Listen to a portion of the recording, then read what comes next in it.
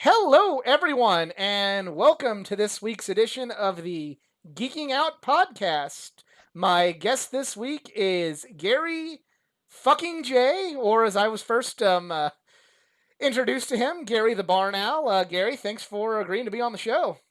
What's going on, man?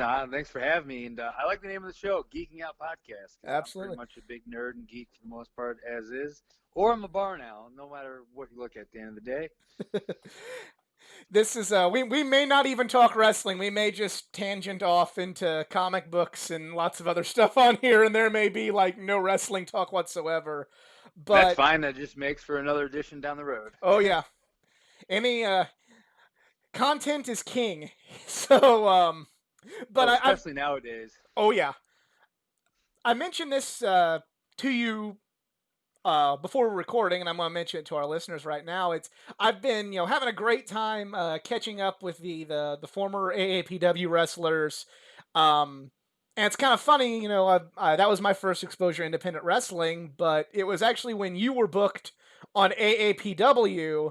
You told me about the St. Louis scene, and you guys were bringing in some of these other independent names that were really capturing our attention. That's not a slight on AAPW. I love their shows too, but you got like opened me up to a whole new world. So I think it's kind of fitting that the first St. Louis area wrestler that I interview is you, because you're the one that told me about all those promotions.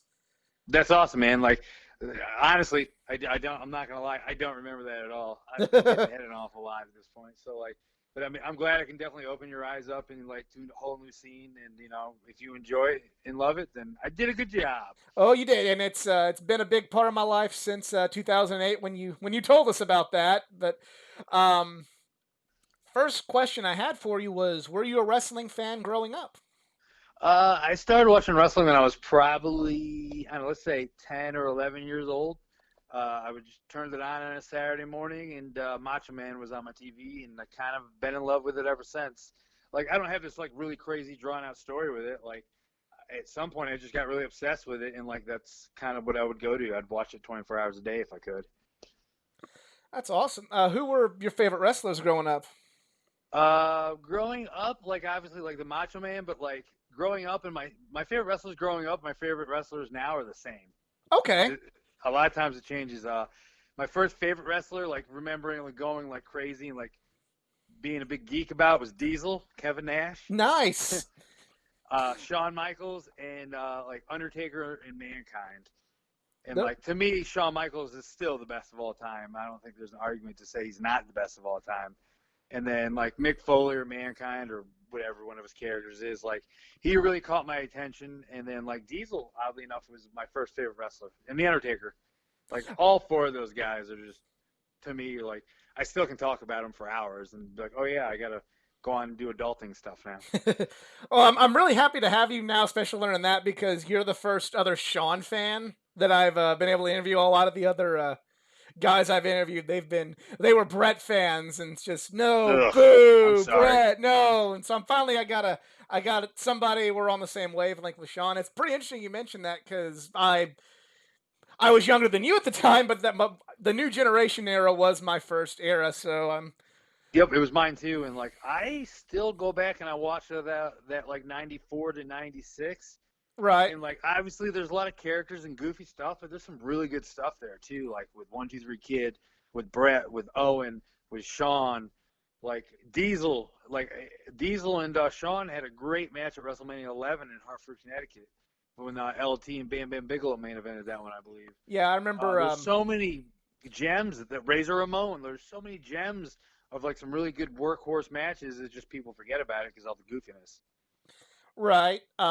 It's funny you mentioned the Shawn Michaels Diesel match because I remember me and my cousin would rent the hell out of that DVD or the tape at the time, VHS tape at the local video store. Every time I'd watch it, just hoping the ending of the match would be different with Shawn and Diesel, and Yeah, no it's such voodoo existed. nope. Oh man, I totally miss going to like a Blockbuster video or a local video store and just renting like Coliseum home video VHSs. Oh, I loved it stuff. uh, So you're a wrestling fan growing up, and you mentioned you're also a bit of a nerd growing up. What other kind of nerdy things were you big into? I know we've had some conversations at shows about this because of my plethora of comic T-shirts, but for those that don't know, let them know. Uh, really, like my main two are like Batman and Ninja Turtles, and I like the original Power Rangers. Like, I don't get like super into depth for like the unknown nerdy stuff, but like Ninja Turtles, Power Rangers, and Batman are like the top three. Right. And then as I got older, like I still like them all, and then I just incorporated a lot of music into that. Since I might forget this story probably, and we're jumping ahead of ourselves. One of my favorite memories as a fan was for every LWA/slash St. Louis Anarchy show, I've worn a different comic or anime related shirt to each show, and I got a really cool Batman one. And I remember this was in 2012, and you were kind of the top baddie, or one of the top baddies in the promotion at that time. And I remember like you're roasting everybody, and then you get to me and you're like, "That's a really cool shirt," and you keep and you start going by, and I'm like, "All right, I'll take No, that yeah, one." definitely. Like I always notice people's shirts, and especially when I'm supposed to be the bad guy. Like I was like, well, can't say anything bad about you. I like your shirt. See you later. That was we'll hopefully we'll be able to get to that. So you mentioned you're a wrestling fan growing up. Did you have an athletic background, and then kind of tapering off of that, what made you want to pursue becoming a pro wrestler? Really, I didn't have an athletic background. Like, I was outside all the time, like playing in puddles and creeks and climbing trees as a kid because I didn't have social media, video games, or the internet. Because back in my day, so like I was outside a lot. But like, yeah, I when I really got deep into wrestling when I moved to Missouri when I was in like sixth or seventh grade, I really started watching a lot of everything, and I remember just ordering like ECW pay-per-views and like going, "Oh my god, this is different." And at some point between then and there, like I was like, "How do you do this?" So Right. I eventually just started doing research, and like I found some training that probably wasn't really qualified training. I met some people. We set up a professional wrestling ring in a trailer park. I trained for a whole day, and then the guy was like, "Well, that's all I know." I'm like, "Well, this is not good because there's no way in hell you can learn wrestling in one day."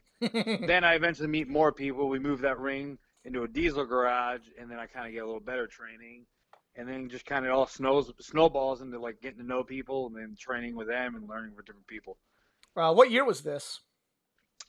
2002, 2003. Okay. Um, you don't you don't have to mention the individuals that trained you first, or the individuals that you met up with later. But if you unless you feel comfortable, but who was your first trainer, and then who were the people where you're like, hey, we can go get better training if we go do this.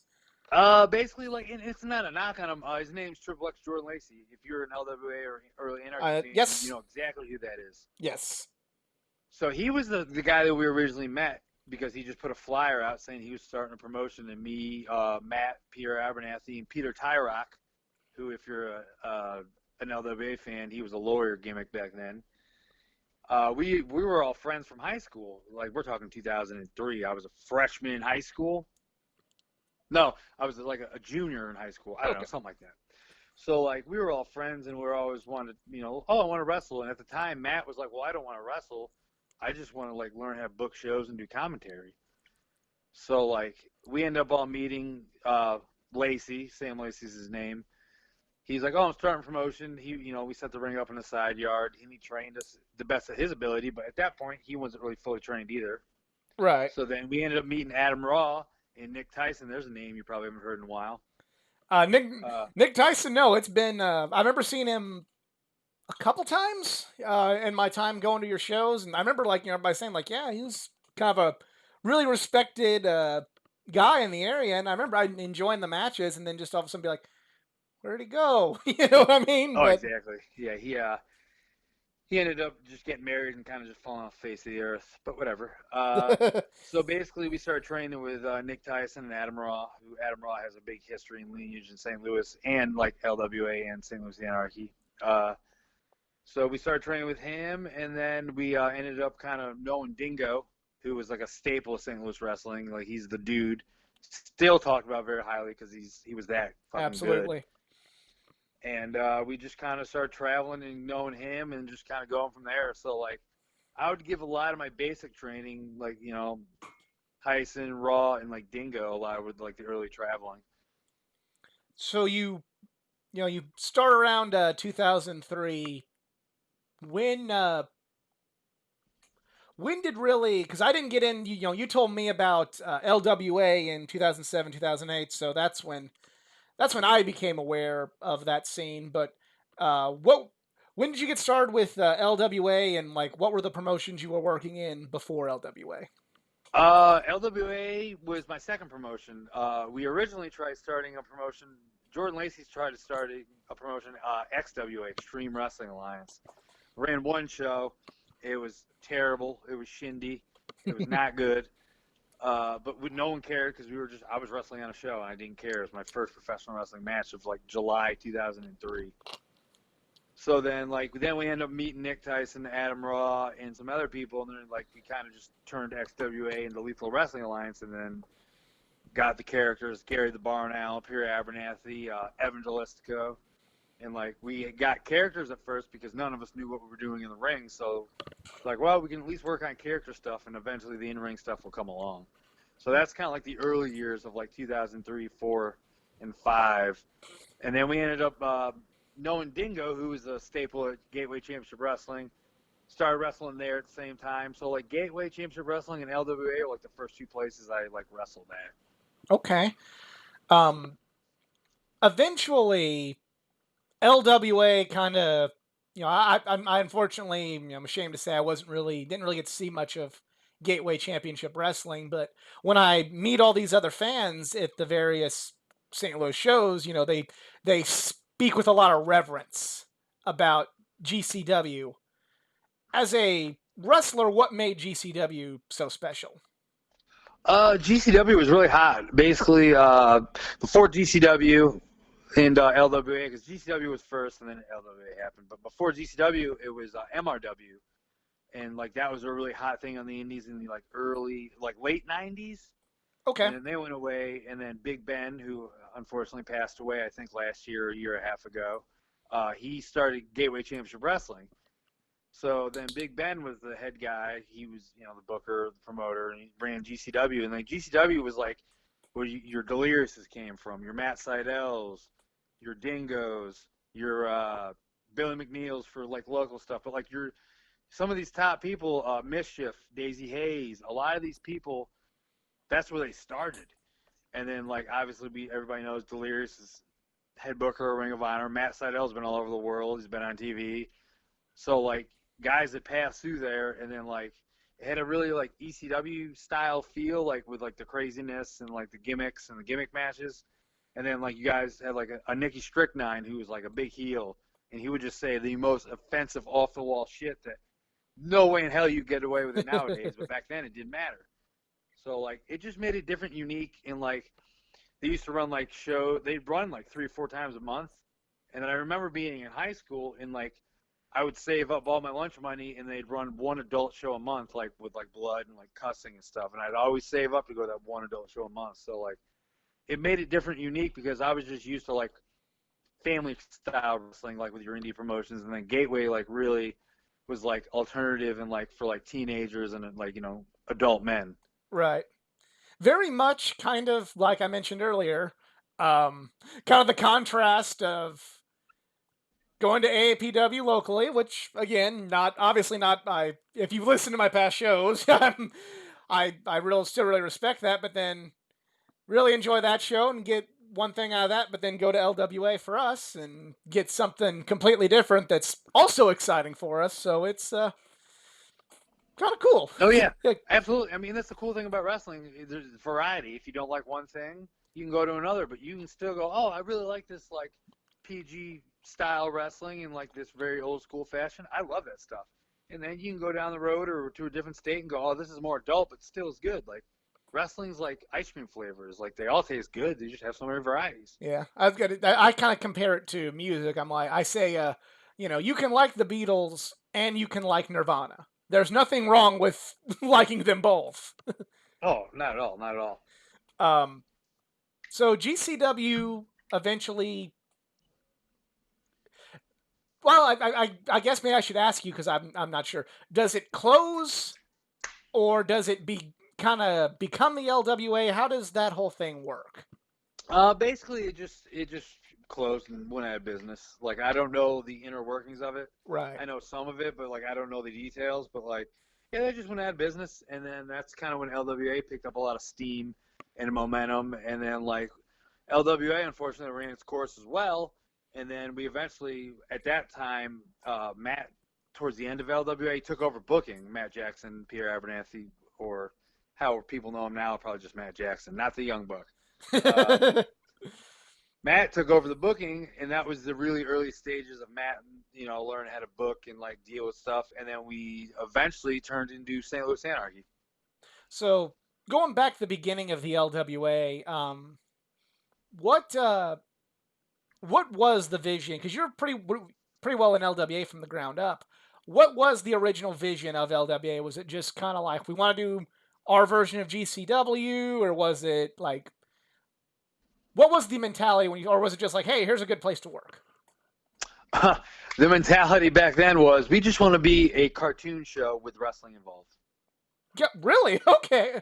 Yeah, Uh, like honestly, like that was the mentality, and I didn't know. I just did my job and did what I was told. But yeah, it was morely like we don't really care about the wrestling. We just want to put on crazy antics and crazy videos because we have projector screens, and like back then, shock value was a big thing. So just they would do stupid videos and do shock value videos, and then there'd be wrestling sprinkled. that's it's kind of interesting you mentioned that because one, you did remind me of all the videos because a lot of those were very entertaining. Uh, Watching through throughout the course just on YouTube or at the shows themselves. But two, it's kind of funny you say you want to be a cartoon show because when I would go to LWA shows, I never really felt cartoony. Like some of the most violent stuff I'd ever seen in wrestling was in LWA, and I'm like, oh shit. So I just it's very interesting you put it that way because I just when I think of LWA, I think violence. Yeah, Unfortunately, for and better or like worse. I totally get that, and like, but like when I say cartoon show, like a lot of the characters were Gary the Barn Owl, Eric the Aardvark, Pierre Abernathy. You had all these very like out crazy there characters, like cartoon characters, and then you had the violence. That was the wrestling part. Gotcha. Um, so it's you mentioned the sketches, and what was it like filming some of these? Because there were you in particular were part of so many of those that were very entertaining and maybe not safe for work. So, do you have any particular sketches or fun stories that went into filming any If of I those? remember the one I did, Big Cluck and Barn Owl, when I'm running around, I think I'm running around at like a park in Gimmick and like chasing kids and stuff. Well, back then I had like black gear and I'd like paint my eyes black because I was a barn owl. We're like early stages, and like we were filming, and I remember like just to get footage, I was running around on the trails at the park and I was chasing people. Well, one of them called the cops on us. So then, like, you don't see this on video, but like we had to go talk to the cops, and of course, I'm talking to a police officer in full gimmick. So that was interesting. were were they decent, or did they understand, or was there kind of a Well, for some reason they thought we were bum fighting. I'm like, no, we're like, it was myself, uh, Adam Raw, and I forgot who else was there. Jordan Lacey, because like at the end of it, like he gets involved in the video, but it was the three of us filming because Raw was filming, and then he would edit and like yada yada. But yeah, I don't know. They were cool and everything, but yeah, it was just very interesting. It's like, oh, here's my life. I'm a shirtless, 160-pound soaking wet kid running around like a bird chasing people, and now I'm talking to the cops. This is my life. um, you mentioned that it's kind of you should just jog my memory because that's one of the ones I remember you seeing because you're giving rides and then all of a sudden then there's Jordan Lacey. You just refresh my memory of that whole sketch. That was pretty funny. Yep, 'Cause and then he jumps on my back, and I'm pretty sure I think I fall over or something like yeah, that. It's been a while since I've seen and stuff they like had that. like the taco or not the Taco Bell, the Burger King music. Oh Like yeah, play absolutely. yes. Yep. if I can find that here in the history of YouTube, I will definitely post a link to that in the description box because that needs to be seen by more people. Yeah, because I mean, we would just do stuff like that, and unfortunately, at the time, shock values were things. So there's a lot of sketches and videos that I really personally wasn't a fan of because they would say and do stupid things that you can't get away with nowadays, which were wrong. But like back then, it was just like, oh, this is comedy and shock value. But if these videos were to air nowadays, like it would be complete meltdown. Oh yeah. I won't bring it up, but there's one in particular I remembered from the night you wrestled El Generico. Oh With yeah, you're talking with about with mom and dad. Mom and Dorian Victor and Yep. yeah, and it yeah. Yeah, like I personally think that one actually was very tasteful because like I get the tongue in cheek, but like at the end of the video, like I thought it was funny. I don't think we crossed the line with that one. But that was my personal opinion, but I I could see how someone right. could think that would be wrong. Right. It's I'm in agreement with you, but I'm kind of on the flip side of it's not my call on whether or not that is right or wrong. You know Oh, what I mean? absolutely. Yeah. Yeah. I mean, Um, it's one of those things where nowadays that wouldn't fly, and I completely understand why. Like with everything going on. right. Absolutely. So you start up LWA. How'd you come up with the Gary the Barn Owl character? It was given to me, like I said, like Adam Raw and Jordan Taylor, the writer for LWA originally, they gave it to us because, like I said, we couldn't wrestle, so they just gave us these stupid, outlandish characters that we all hated. I hated the Gary the Barnell when I first started because I was like, well, I don't get it.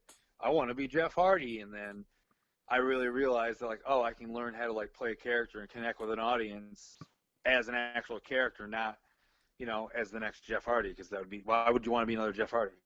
Hmm. So my first LWA show I remember, and we're skipping way ahead, but there's a purpose to it. Was Circus Maximus 2008,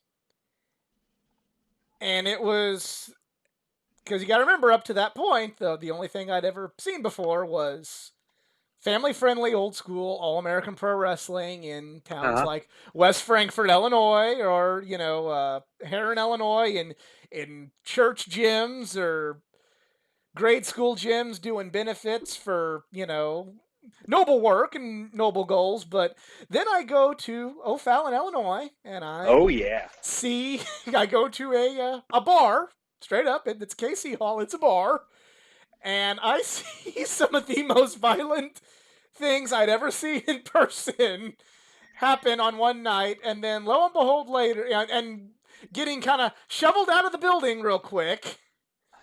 Um, because apparently the cops had been called about something. Take me through that match before we run out of just so I remember to talk about that one. Oh, you're talking about where I think that was the 4-on-4 bearded men from Space Station 11 versus Evan, Pierre, Davey Vega, and Johnny Vinyl. I think that's what you're talking about. um, I think Evan was on your team. Yeah, you're right. Who Yeah, was it? Oh, it was Dingo. Dingo. Dingo, Yes, Pierre, Johnny Vinyl, or Johnny Vinyl and Davey Vega against myself, Casey Carrington, Bill McNeil, and Evan Jalisco, I yeah, think. Oh yeah, I believe that's the same night that that Davey Vega lit his hand on fire and hit Casey Carrington in the face. yes. That part I Eh, saw. I did not go outside and follow the other brawl, which Yeah. maybe perhaps I don't know. Six one, half dozen of the other. What was that? What was being part of a match like that like? And what was it like dealing with the ramifications that came from that match? Oh, it was nuts because we at the time didn't really know, and like that was when Matt has just started booking and he was getting used to it, so we had the big blow off, like this big brawl. And obviously, everybody involved knew what we were getting into. Like we just want to go out there and we just want to go nuts. Like at one point, I pitched an idea jumping off the building, and of course, everybody said no, absolutely not. And like, well, you guys are ruining my fun. So like, but like at the same time, we didn't know Casey Carrington gets cut pretty bad like midway through that match, and like that's some of the most blood I've ever seen. Uh, but then of course like I think we ended up like ripping the set down. We had the fire hand and like we just go all over the place. So at some point someone tells me, "Hey, get back inside or get back in the ringside. The cops are here." I'm like, "What do you mean the fucking cops are here? Like, this is a wrestling show. Like, don't they know it's a show?" They're like, no, there's like a couple cops standing there because they thought like we were just fighting in the streets for real. It was insane. It was one of those things where like people bring it up. I'm like, oh yeah, like that was nuts. That was like one of the first times I was like, yeah, we may have went too far, but oh well, whatever. Um, okay, I think you may have just answered my question. Was it the brawl outside that made someone call the cops, or was it the fire in the building calling It the was the cops? brawl outside, but Okay, like the fire got us kicked out of the hall almost because there's an agreement in the hall thing you got to sign to be like, oh, we can run here that says absolutely no fire. Oops. oops. But yeah, that was a wild show, and heard about it because friend Livewire McGuire was on that show, and ended up however many months later, getting hooked on the promotion you told us about. um, Awesome. so I wish I had a log of all the different shows and matches that happened from between then and you know to ask you about every individual match, but I kind of just going off of ones that stuck out to me. I remember about midway through the net. You might be able to correct me. You end up changing the Gary the Barn Owl character and turning and going in a darker direction. Um, what was the idea behind that change? The idea was eventually that like Gary the Barn Owl, like he was getting old and stale, and I was at the level now where like we're like, well, let's see what happens when we turn you bad. I think it was Gary the Night Owl for like a hot Right. second, and then eventually I met my mom and dad. My dad being Dorian Victor, and my mom being Matt's little brother or brother Josh in drag with my mom. So like that's where the video kind of comes into play because they're teaching me how Right. to talk, if I remember correctly. Yeah. The one thing that always stood out whenever you were the night owl was I'd always get really excited for the fly by night music, and then it would turn. I'd be like, "Aw," I'm like, "Yeah, you are bad. You took Rush from me." Yeah. So, but I really, as a fan, just really, I love the Gary the Barn now. I wish I could have got a little bit more, but uh, I really, from a fan's perspective, I really saw you come into your own during that time period, and really become the show stealing guy that you were there towards the later days of St. Louis Anarchy. Um, we're gonna get back to LWA St. Louis Anarchy, but I did want to ask you about your time in ACW because I just stumbled upon that promotion on YouTube before all of you guys started wrestling there. And then one day I'm just like, oh, there's Gary and Evan and Davey Vega, and oh, that's cool. They're down there. What was ACW like? ICW was awesome. That was the first promotion out of the state of Illinois and Missouri that gave us like a big opportunity and chance. And like that was just through MySpace message, and it was a 14-hour haul, and we showed up, and he's like, I didn't think you guys were going to show up. You guys have a permanent spot here. We uh we learned a lot there, and like I'll give credit to the guy that at the time ran it, Darren Childs. He booked us, and he's like, I didn't think you guys were going to show up, but we just wanted to get better and get around, so we showed up. Nothing was like guaranteed to us or owed to us. We just kind of one of those things. We're like, well, if this is what we want to do, this is what we have to do. So we just showed up, and like it ended up being a home for like many years. Like we met a lot of people down there. That's where we met ACH. He ended up moving up to St. Louis in the area with us, and then eventually got signed to Ring of Honor, and then to other bigger places. But like that's where we met a lot of people, and like ACW was awesome. Like so many good times down there, and like we'd shoot vignettes and promos and video skits, and then like I really became like a good ring general and heel down there because like that's the first time more than one show was I was a bad guy. Like I was always a bad guy there for the most part. So like I learned so much and like honed my craft a lot down there.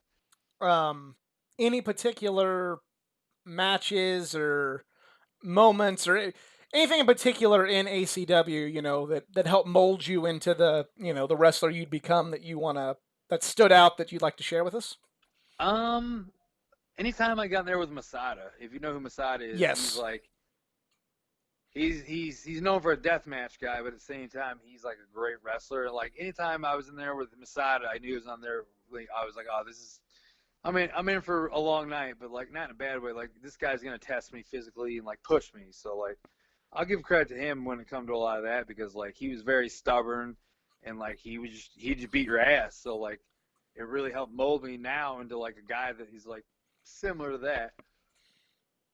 Um, Not to go in a negative direction, but another more infamous thing that happened with, unfortunately, all you guys was you did have an opportunity at Chikara, and for whatever reason, it just didn't go well. Uh, if you feel comfortable sharing it, you don't have it. If you don't have to, if you don't want to, what was the Chikara uh, match like, and memories of that trip in 2009? Oh man, it was awesome. Like, why wouldn't you want to work for Jakar on King of Trios? Like the biggest weekend they have, the three shows. Basically, we got an opportunity on the second night to do a Lethal Wrestling Alliance showcase match where it was Gary the Barn Owl and Davey Vega versus Submission Squad, Peter Abernathy and Evan Jalisco. Because we'd booked Quackenbush prior and he liked us and like we're like, oh, you think we can do something on trios? He's like, I don't know about trios, and then he ended up saying, well, I can give you a showcase match. Well, we just weren't ready for the opportunity. Like it was awesome. We got to wrestle in the ECW arena. It's something that, like I always remember, but like at the time in our careers, we were just not mentally or we just weren't ready for that situation because like if you look at that 3-day weekend, there's some of the biggest names ever on that weekend. So like it didn't go well at all. Like we pretty much shit the bed or get booed for 6.5 minutes of our I tag did match. enjoy the match, um, but maybe it was. I liked the match, and I was really sad to hear all of that. But I guess it was one of those, maybe I had kind of the homer pride with you guys to where I wasn't seeing what somebody from Philadelphia was seeing. But for what it's worth, I really liked it when I saw it. Thanks. I mean, and we just weren't ready. Like we were nervous, and like we knew as soon as the music hit in the crowd, just LWA, what's that? Like it's just Jakar, King of Trio. We don't care. Like they just started booing, and like it was a very trying situation, but we learned so much from it. So like, sure, like I'll talk about it all the time. Like I have no shame in it. It sucked. Like it completely sucked. But like learning what I learning what I did, like no way in hell would it happen to me now. Like you can put me in that situation now, and I wouldn't skip a beat. That's. I'm glad you're able, because I was really nervous about asking this question because I'm like, I'm kind of here looking at my sheet going, do I talk about this or do I not talk about this? So, Oh, absolutely, man. Like I don't care. Doesn't bother me a bit. um, so we talk about Chicago, talk about ACW. Um, you really start to come into your own in 2009 in the LWA. Um, you are being from a fan's perspective. It seems to me that you were really being groomed as kind of the top heel outside of Vega, who was the champion at that point. Um, and come May of 2010, Vega's the champion, and you have Us versus Them, which is one of the most fun shows I've ever been to. Probably it's in my top 10 favorite shows of all time. Was this one? And you wrestle a gentleman by the name of El Generico.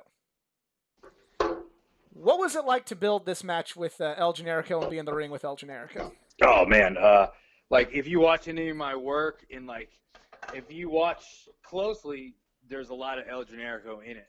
Like when it comes to just certain ways I sell and certain ways I move and pander, like I learned a lot from him and like it was always on my bucket list. And then the situation came to where I had the opportunity to work with him. Damn right I'm gonna. It was awesome. Like the one time I shared the ring with him, like I still use a lot of that stuff I learned from that situation today. Like man, he just world class athlete, and I've been in the ring with like some of the top names today, and like it's always a learning experience and very humbling knowing, hey, I can hang with them. So like it's very motivating. So like the build to that was awesome because like it'd never been done in like El Generico at that point. I don't think had ever been in the Midwest.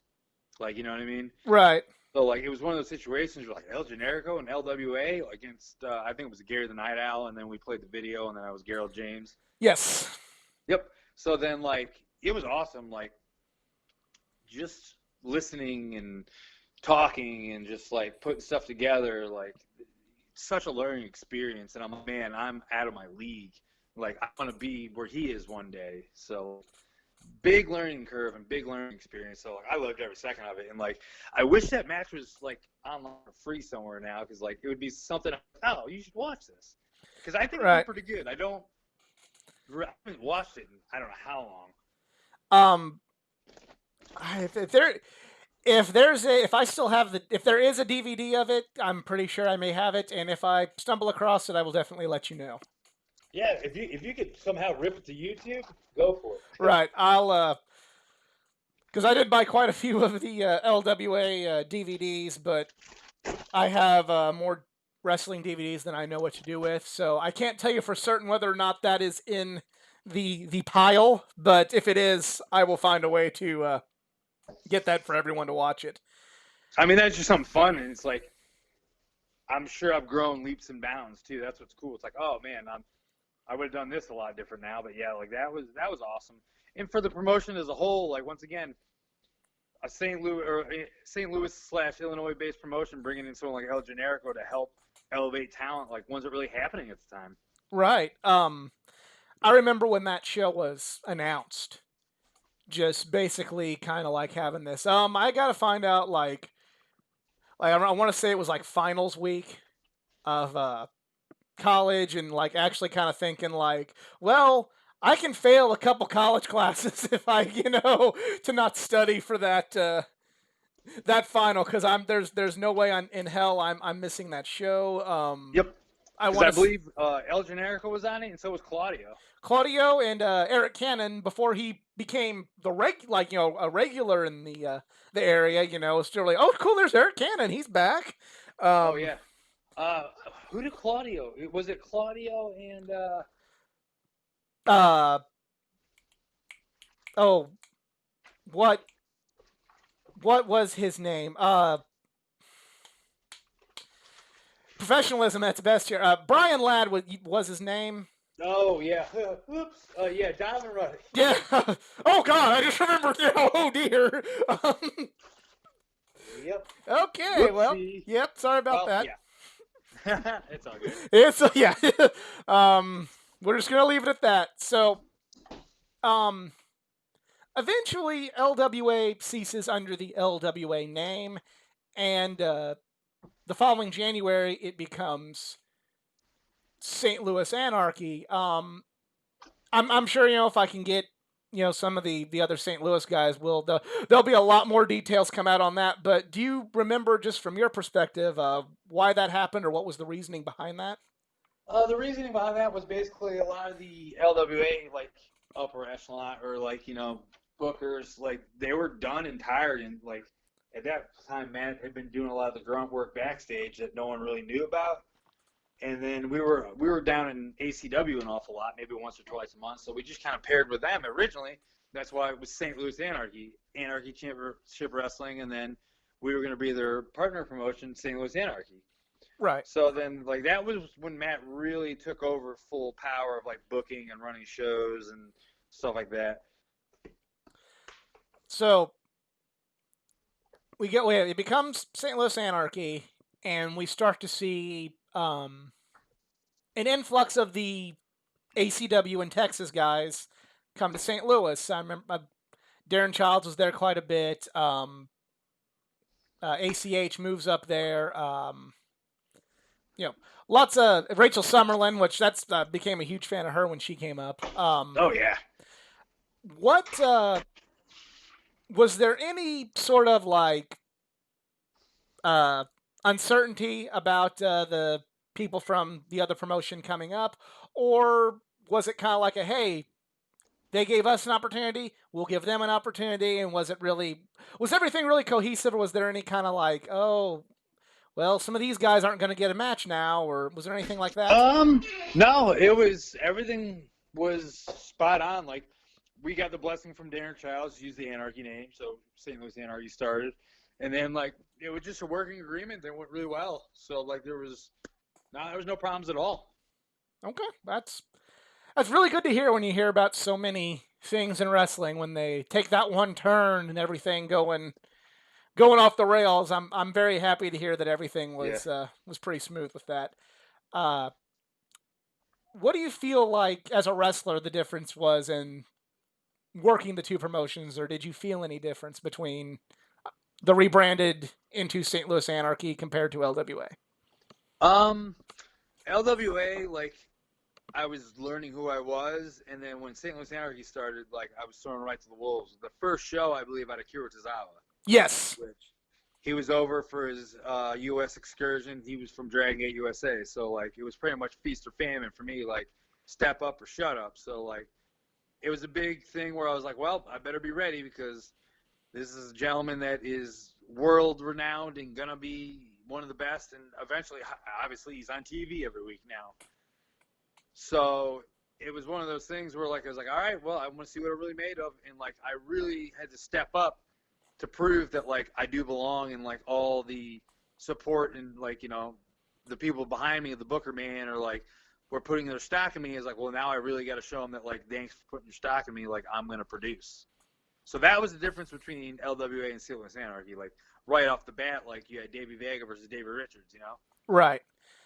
Yeah, really some of the my favorite memories as a fan, especially at that time, were all those St. Louis Anarchy shows and just all the weird chants we would come up with, and just so many great memories from O'Fallon to Alton. Yeah. Which segues into my next question. Eventually, the home base changes. Do you know why that was, or is that a question for somebody else? Um, they just didn't want to do wrestling anymore. I believe like the hall was just kind of over it, and then we ended up just lucking into the Alton Hall. And like at the time, it was just a hall to run in, and then but like obviously now it becomes like a staple Right. of like wrestling in Midwest. Like a lot of people are like, oh, that's like the ECW in the Midwest, which is like, whoa. Years ago, we didn't think that, but now like it's just the whole atmosphere of walking into that building. Yeah. So I have I've been to All In, and I went to WrestleMania last year, and I have a lot of friends from so many different parts of the country, from California, Charlotte, New York, Ohio, Texas, and I just all these stories I tell about the Spalding Hall in Alton, Illinois, about talking to Johnny Gargano, just shooting the shit with him, with Johnny Gargano, and here's this thing that Roderick Strong did there, and all these like now world renowned stars, just like, oh yeah, I did, I talked about, you know, Cleveland Browns and Shawn Michaels with Johnny Gargano at this at this place. It's Yeah. it always amuses them. What kind of this kind of more in the lighthearted portion of the interview, but what kind of fun stories, just like from being backstage at all these different shows in the Midwest? You have any fun ones you'd like to share? Um, I'm trying to. They're like sometimes when I'm put on the spot, like I forget. Like I'm horrible. Like Oh, it's it's all good. easier. Like if someone like if I was with like my Carla or some of the people in the locker room and they said something, it would make me go, oh yeah, and then this. So like I'm usually terrible with these answers because like That's when okay. put on the spot, it's like I don't really I know. should have sent you the questionnaire. Yeah. My bad on that. Oh, it's all good, man. um, okay, if one comes up, feel free to talk about it. Another match I really wanted to ask you about, especially because it's very poignant now, was you wrestled another gentleman on. This was several years after the fact, but you wrestled another gentleman who was on his American excursion, who recently shocked the world and became the New Japan Double Champion. Oh, Watanabe. Yes. Oh yeah, that was insane. Once again, man speaks no English. Same thing with Sazawa. So like putting stuff together or even remotely like going, okay, I got to do this. Like neither gentleman speak English at all. So Watanabe was interesting because he was relatively new and he was green and a young boy. So he was over in the States, kind of just honing his craft and getting booked to get work and get in front of an audience. Uh, Here's a funny story. Right before I walk out the curtain, he's already in the ring. So right before I walk out the curtain, Matt Jackson looks at me and goes, "Hey, by the way, New Japan office just emailed me. Watanabe's very nervous. They say make sure Gary takes care of him." I was like, "Oh, well, thanks for that fucking pressure." uh, take me through that match. This is another one I really would like to go back and revisit at some point because it was it was an insane match, and I remember just kind of thinking like because eventually I saw Watanabe wrestle in Ring of Honor against Kevin Steen at the time, and it's just kind of just take me through your memories of the match itself because it was pretty much not what you think of when you think New Japan Pro Wrestling. Um, it's once again, it's like one of those things where like I remember like obviously being nervous and knowing like and then knowing that like pretty much he was nervous, so I had to be like straight laced and like I couldn't show I was nervous, or that would make him nervous because he Right. was newer. So like I just remember I'm pretty sure it was a 2 out of 3 falls match too because it was Yes. for the St. Louis title because Yes. that was my stipulation. So like that was interesting because you had to explain to him what a 2 out of 3 falls match was. So like eventually he's just like, oh, lucha. He's like, oh, okay, two out of 3 falls. So this is something definitely I would like to watch back. This is what needs to be a show. Is like let's watch matches with Gary because he's completely forgot about that. If I can find the matches, we'll make that happen. That sounds like a great show. Yeah, we can um, do a watch along once a week and like go, oh yeah, this happened. I get CTEs kicked in.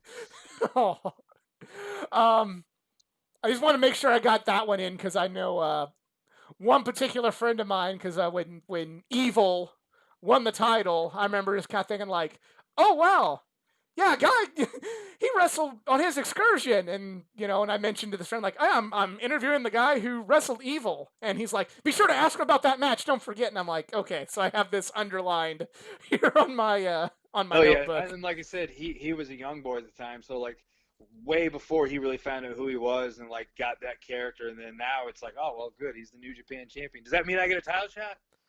I think per stipulation, if you've pinned the champion, you get a title shot. Unfortunately, he's lost the belt, so maybe New Japan, if you're listening, Gary J for the G1 Climax. Let's book it. Yeah, I'm down. Let's just wait until this virus stuff's over. Yes, See what next happens. year, next year's. Yeah. Um, so at us versus them, that's when you became Gerald James. You Yep. completely changed your character. Whose idea was that? Um, I think it was mine and Matt's because like at the time I'd been other places as a bad guy and realized that, like I had a really good gift of like running my mouth to people. Right. So like that was kind of how that stemmed. And it's like, well, you can't just hoot and holler at people now. Like as a heel, like we need you to talk and like get heat. So that's exactly what I thought I did with that. Yeah. Except for the one time I wore my Batman shirt, you usually found some way where I'm like, he ain't gonna be a jerk this time. God damn it, he just was. That was Yep. always how I do. Yeah. I mean, if you're wearing cool clothes, I can't say anything bad about you. But yeah, I mean, my job was to be the top heel or like be a heel. So I went out there and ran my mouth. And at the time, I probably did a lot of stupid stuff and said a lot of dumb things for cheap heat because I was still figuring out what good and bad he was. But like, I just did my job to the best of my ability, especially during that time. What was it like with Dorian Victor? Because he was somebody, again, going back to those sketches, uh, really had a ton of charisma and just a really entertaining guy. Just memories of Dorian Victor. Oh man, he's still I still call him dad to this day. Uh, he's one of my best friends. He's a personal trainer now, and I believe like he actually just got back involved with St. Louis Anarchy for Spirit of Spalding. He called I think he called Block A. Like Okay. he's on commentary for Block A that's actually on IW.TV right now. So the whole goal is to have him on commentating more and just like in and out. But obviously, the thanks virus that stopped that for the time Yeah, it's being. kind of put a.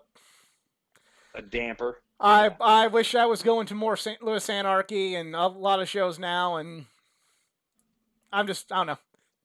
Every time I we're really getting off base, but and this is dating this, but because hopefully this doesn't last much longer. But anytime I'm thinking, hey, you know what? Maybe I should go to this show. I kind of like have a second thought. I'm like, nope, sure not. Nope, nope. Maybe I should stay in. Nope, nope, not that one. No, I understand completely, man. I mean, yeah, it's a shitty time, but yeah, Dorian's awesome. I originally helped train Dorian, and I originally like he got brought to us by somebody, and then I helped train him, and then like very charismatic. And if you know your LWA history, he's wrestled Samoa Joe. I have heard about that match. I have never seen it. I don't know if it even exists on film, but I was there. It happened. Crazy to Because think something like that doesn't exist on film, especially in this day and age. oh well, yeah, but back then we didn't have everything, you know. Right. Like so, it's crazy. Yeah, he's Dorian's awesome. He's super charismatic, and like if he would have like stayed in top physical shape, I really think he would have been signed. Yeah, absolutely. Because it's uh, correct me if I'm wrong. Didn't you come up to the Deion Sanders music? Yeah. Yep. Okay. Must be the money. Yes. Yep. um. So you really, with Dorian and your quote unquote mom, you really put together like a legitimately character that got some legitimate heat within the Anarchy crowd. Were there any scary moments with fans that maybe had a few too many of the $1 draft beers?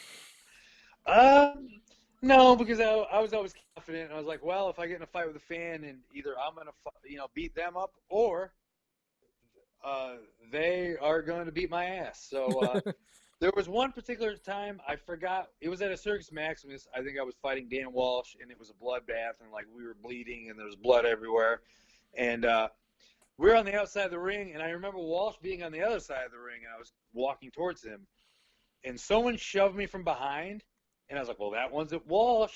And by the time I turned around, like the Anarchy locker room and Dorian had already had this guy like picked up and threw him out of the building. I was like, well, I didn't have to do anything. um, just because I don't know when we'll talk about Dan Walsh again, I just enjoyed booing him. Even whenever he was the good guy, I just liked booing him. Just because he would always give me some kind of very angry reaction. And at one of the comic book conventions in St. Louis, I bought Adam Raw's comic book, and I was Ninjetti. yes, and I was dressed up like Wolverine, so like he did a sketch of Wolverine in the cover of my comic book, and Yeah. he put the little speech bubble that wrote "Fuck Dan Walsh." That's awesome. So just because I don't know when I'll get to tell the story of Wolverine saying "Fuck Dan Walsh" again, I just got to talk about that now. Yeah, I think Dan lives in California now, and he's doing like he's stand-up comedian. The Oh, well, last good I for heard. him. Yeah, I he's remember. always very charismatic as well. Oh yeah, he when I just remember like I just love getting the reaction because it was just always whatever he said because we booed him, especially when he was the good guy. I was like, okay, it's gonna be great, and he always had something funny to say. And I'm drunk, and my friends they didn't drink at the time, so I'm like here going, look at what I made Dan Walsh say to me whenever we're getting to the car. But I'm glad to hear he's doing all right, and I'm disappointed that he's not still in the area, but I'm glad he's doing well. Yep. Um, what were your memories of winning the title for St. Louis Anarchy? I know we're kind of all over the place, but Um, that was awesome because that was the beginning of like an 800 plus day reign, right. and it was one of those things where like giving me that title created a monster. Personally, like when it came to like motivating me and making me go, I have to go out there and produce. And then in front of the fans, it created a monster because I was a dickbag heel that they didn't want to win, and I never lost. No, You yeah, know, I so it was one of those things where I was like the top protagonist, and like that was the company going, here you go, we have all the effort, we have all the what's the word I'm looking for? Like, here's the ball, run with it, and I Right. did. So like Um, that was awesome. Like that was, I think it's like 800 and something days. I don't know the direct day, but like it was correct. one of those things where like now that people talk about it and like, oh, I was like, oh yeah, that was like pretty badass title reign. That I wrestled some of the best in the world, and like I wrestled like Fitchett and Vega, and like that was when we were really producing, and like you were going, oh, this is like really good wrestling. This isn't like the rest of the wrestling shows I go to. Right. Yeah, it was really always felt really more excited, especially there from 2013 till it went on a brief hiatus. You know, always felt excited about St. Louis Anarchy shows just because I knew all the guys were going to bring it, and while sometimes the matches maybe we're a little hectic and a little crazy, and sometimes led to some unplanned moments. I could tell from each and every one of those guys, especially you in the main event with that belt, that you were giving everything that you had for us in attendance that night. So thank Yep, and you it's for all of crazy how that that. works. Is eventually halfway through my title reign, I became like the top baby face there, but I didn't change anything. It was just Right. because eventually people were like, he's not losing. This guy's not going to lose. Like we respect him. So I would still be me, but like that's slowly how things start flipping, and like I ended up being like the top guy there. Um, Correct me if I'm wrong, but you didn't lose the title until it went on the hiatus, or am I mistaken there? No, I did. Okay. I lost it to Matt Fitchett Okay. when Yes, he that's had the right. one. That's right. That's right. Yep, I lost it to Fitchett, and then I believe Fitchett lost it to Davey Vega at the last show Okay. in that three-way. Right. Um. So take me through that three way because that was one of the. I've cried at wrestling shows 4 times, and that's one of them. Really? Yes. It was it was interesting because obviously, like the story behind that is Matt got offered a full-time paying salary gig to book a wrestling show, but the caveat to that was he'd have to, shut St. Louis Anarchy down, and like I don't hold it against him that he was going to pay his bills and live his life, and he was going to book NWL, which was the National Wrestling League, which gets a lot of flack when people talk about it, but it was a really cool and innovative thing. Like they were doing TV and house shows, and like they were doing a lot of interesting stuff. They had a couple bumps in the road, but what doesn't when it first starts off? Like right. something I was very proud to be a part of, and like that could be a whole different podcast talking Yes. about that. But obviously, we had to say, okay, this is going to be St. Louis Anarchy's last show. Like, this is what's happening. So I think it was called Straight Outta Anarchy. Hmm. It was the name of the show. Yes. And then, of course, like, oh, we're going to put you, Fitchett, and Vega in the main and a three-way. I'm like, all right, well, it was one of those nights where, like, you go in going, okay, we just want to have a good match. And then as it's happening and the people there and the atmosphere just makes it very special Oh to yeah. I guess to a point where a grown man like yourself will cry. Yeah. Like I mean, it was just kind of there was. I guess that it was the match itself. It was for me personally. Just seeing in 8 years of watching all three of you guys in the main event, just seeing how much you've grown and seeing how much and it's kind of like in this weird headspace I'm in, just thinking like, how much have I grown? How much has my life changed? But I always had anarchy. And it was kind of like it's like everybody was graduating. It felt like it yeah, was it was awesome. And like there's so much that went into that. Like it was very emotional night. Like I remember like I think the story's been told, like Vega didn't know he was winning until like 2 minutes before it happened. really, Like we kept that a secret, and Fitchett was like, "All right, Vega," and he didn't kick out, and Vega won, and Vega had no clue because we wanted to give Vega the title, like he earned it, and like he was the guy. So like that was like a shocker and surprise. Like so that natural reaction on Vega's face was real. He had no clue. really, I did not know that. Yeah, so like that adds more layers to the whole story.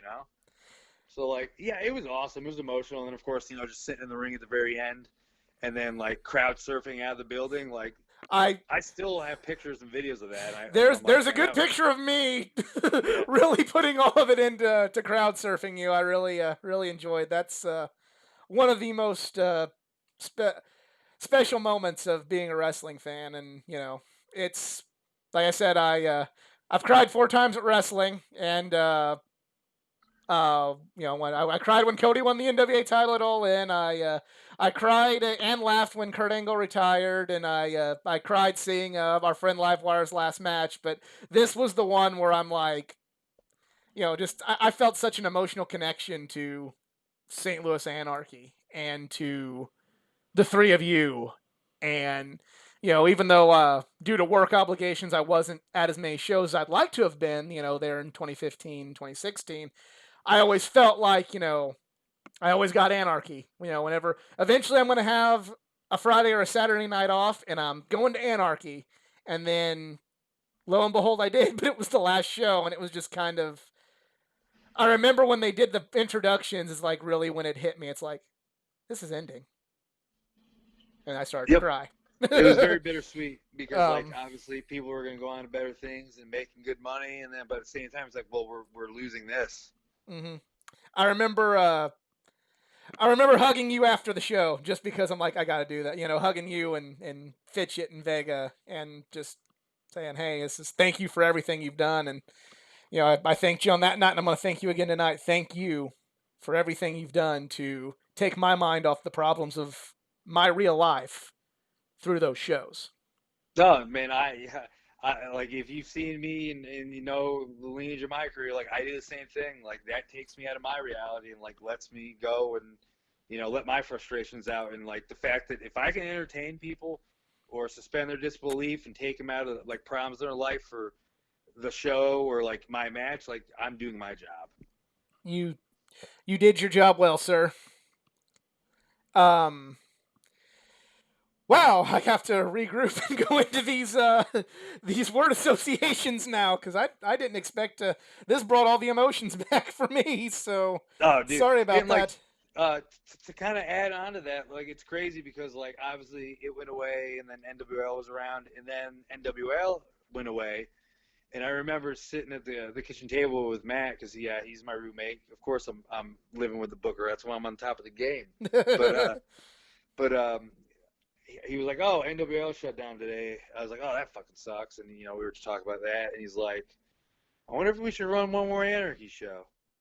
And I'm like, "I don't know." I was like, "Do you think there'd be interest?" And social media at this time was like popping and booming. So like he put one tweet out, I think, on the St. Louis Anarchy Twitter saying, "Is this thing still on?" I remember that, and I remember going, "Oh my god, oh my god!" And yeah, Yeah, and like we didn't realize, like what you've just told me, and I've heard other fans and stuff like that. Like we didn't realize the first run of Anarchy had really touched that many people, or we'd done that big. Like we didn't know that leaving. We're like, oh, this was cool. We had fun. We made some memories, but like we didn't realize like the atmosphere and the family at like what we'd built. We had no clue. We were kind of clueless. That one tweet went out, and I've never seen so many people be like, "Oh my God, I'm at work right now. I had to go outside and have a moment." I'm like, "Oh my God, like this is that big of a deal to them? That is amazing." And then obviously that just snowballed, and then like it's like, "All right, we're back." And then like that first show back, once again, I'm in the main event with Warhorse in a 2 out of 3 falls match, and like we went out there and pretty much just destroyed the building, and like uh, that was a happy memory, regardless of how painful it was, because like people knew they're like, "We're back." oh Like yeah, we've got the ball and we're gonna kick it out of the fucking field. Like we're here.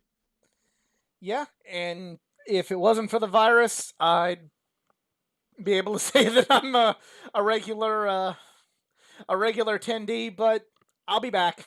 I'll be back, and Anarchy will be back, and maybe here eventually Gary will be back because we've got some we've stumbled upon some gold mines with some watch-alongs. That would be if we can find those matches. That'd be sweet if you're willing to do Oh, that. we can do a watch along of that, or we can watch some Undertaker for all I care. Like I'm all about that. Uh, I will definitely keep you in mind because I like that sort of thing. Yeah, But if you got enough time, would you like to do some word association? absolutely, man. All right. Well, my first name on the list is Pierre Abernathy. Um, you just want one word or like Whatever pops into your head, just whatever you want um to say. I'm gonna say best friend and the St. Louis therapist. Gotcha. Evangelistico. Sociopath, maniac, also best friend. Davey Vega. Uh good dude, super talented. Matt Fitchett.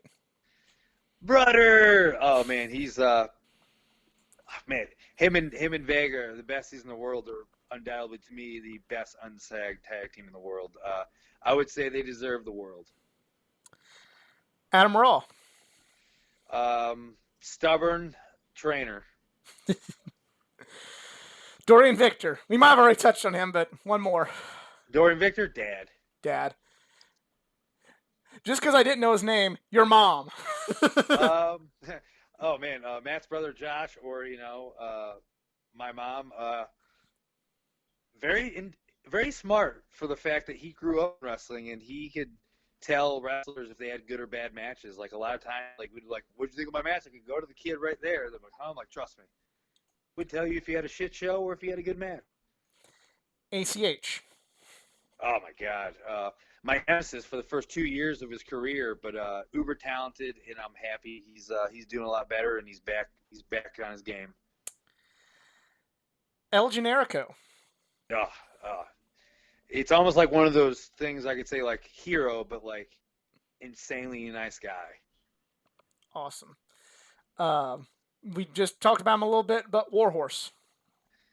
Oh man, he's permanently an asshole and permanently an arch nemesis of mine. But as much as we fought around the territories, and we'll continue, a lot of respect. Dan Walsh. Dan Walsh, funny. Okay. I thought, hey, we talked a little bit about Dan, but we got to bring Dan back up after so we can get a better way to end on Dan than Wolverine saying "fuck him" on a comic Yeah, book that right. I have. That's it. All right. Well, thank you again, sir, for agreeing to do this. It's been this was one very much one where I feel more like just a fan, like just this is me geeking out, just trying to talk to you and learning all this about this. This was awesome. I really appreciate it. Oh, thanks for having me on, man. Like, I love talking, and I appreciate all the support for myself in the companies. Like, if it wasn't for you and other fans and people supporting us, like, we wouldn't be around. So, like, thank you. Do you have any you know I know you have a personal account, but do you have any like professional social medias that you'd like to share? Yeah, if you are interested, once this virus is over, or if you're running social distancing shows right now and safe shows, and you'd like to acquire me to fight on your card, just go to @StiffRoboGinger, my Twitter, and just DM me. My Instagram's @StiffRoboGinger, and then you DM me there, or if you hit me up on Facebook at just Gary J. All right. And if you enjoyed this, please give it a like, share, subscribe for more content, not just from the world of wrestling, but from the world of comics, gaming, and all things geek culture. And follow me on my social media pages at facebook.com/athleticgeek89, Twitter @athletic_geek89, and Instagram @athleticgeek89. Once again, thank you to Gary J, Gary the Barn Owl, Gary the Night Owl, and all the different forms of Gary for agreeing to do this. It was a blast. And once again, thank you for all the hard work you've done into making me feel good during some trying times in my life. Thank you. Oh, no problem at all, man. Thank you for being a fan, and I hope you continue to support us. All right. Well, thanks for listening. We'll see you next time.